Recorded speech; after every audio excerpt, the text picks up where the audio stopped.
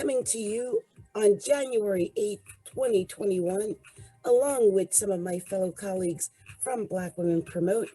And we are proud to be here today to talk about the issues affecting us in the month of January 2021.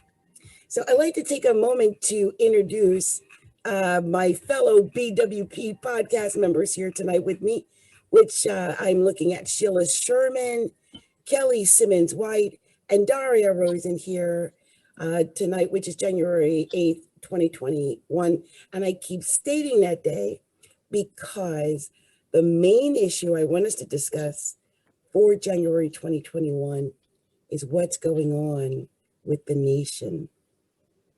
And I know a lot of you might know what I'm talking about. Has anyone been following or keeping up with what's been going on nationally with politically?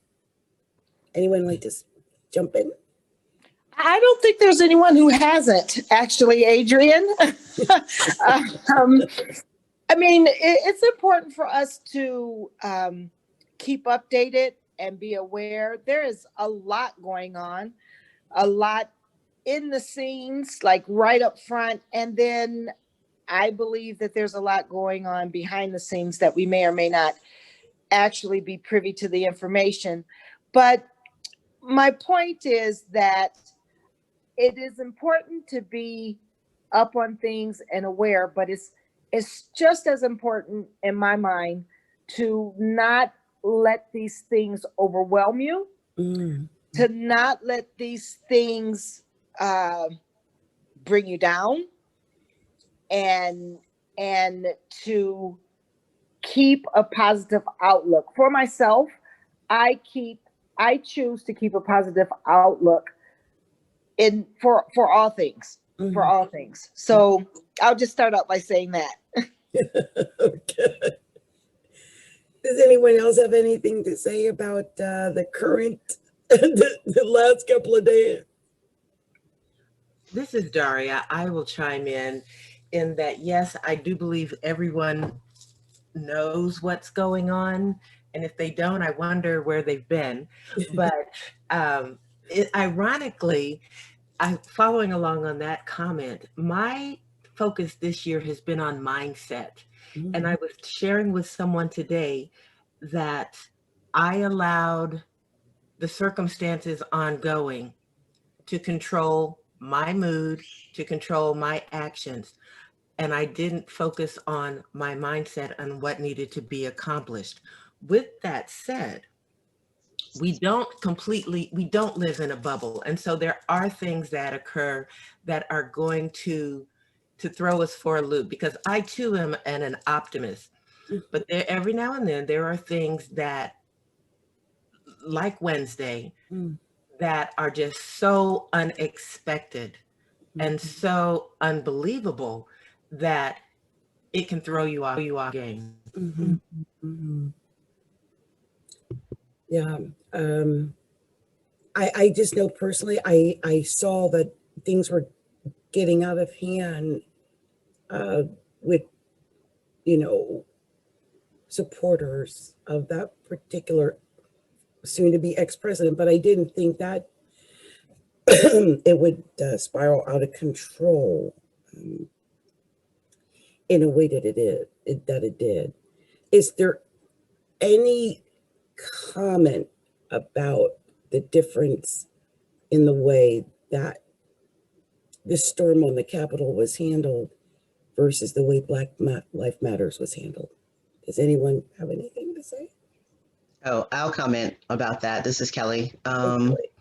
There's a clear as day, clear as crystal, clear as anything you could possibly see through difference between how those individuals at the Capitol were dealt with and how, of course, all of the Black Lives Matter protesters were dealt with. There's a complete black and white, night and day difference. Honestly, I firmly believe that, number one, people were ordered not to take the normal action that would be required in that situation. Number two, I believe that there were, even if there weren't any orders for any particular reason, I believe there were individuals on the law enforcement agencies that were handling that situation that were assisting the protesters in getting into the Capitol. I also believe that if it weren't the law enforcement individuals, there were, of course, people, members of the Senate and the House that probably basically gave them a complete blueprint of where everyone's office was and everywhere, because, you know, like they were saying, that place is so huge and so elaborate. It's not impossible to get lost there. So the fact that they were just able to go straight to Nancy Pelosi's office and prop your feet up on the table, on their desk, and go to the specific, they targeted certain areas of the Capitol that they specifically decided to go to. So trust me, if it were Black Lives Matter protesters, who of course were African American, they were Caucasian, they were of all races, if any of them were marching for that particular reason and they approached the Capitol like that, it would not have gotten past the steps. It probably would not have even gotten past the streets surrounding the Capitol. It would never have gotten to that point, ever. Yeah. Yeah. Yeah, there were pictures of police officers that were taking selfies with the Capitol. I call them the marauders, but yeah, it was a very surreal experience just watching how it all played out in front of us. There was something me and my daughter discussed, and as I've mentioned before, my daughter is an equity consultant, a DEI consultant, and she's actually been a speaker at a Black Lives Matters protest before.